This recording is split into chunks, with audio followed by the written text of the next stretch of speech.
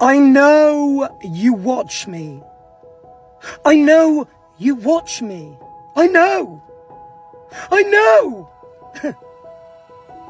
Come on. Come on. I see your name on my posts in stories. I've heard through the grapevine the things you're saying about me. I know. I know. The thing is, call me immature, call me childlike, say what you want. I know I could remove you or block you, but where's the fun in that? I want you to have a good look at everything you didn't want. So, pull up a front row seat and watch. You watch me thrive without you.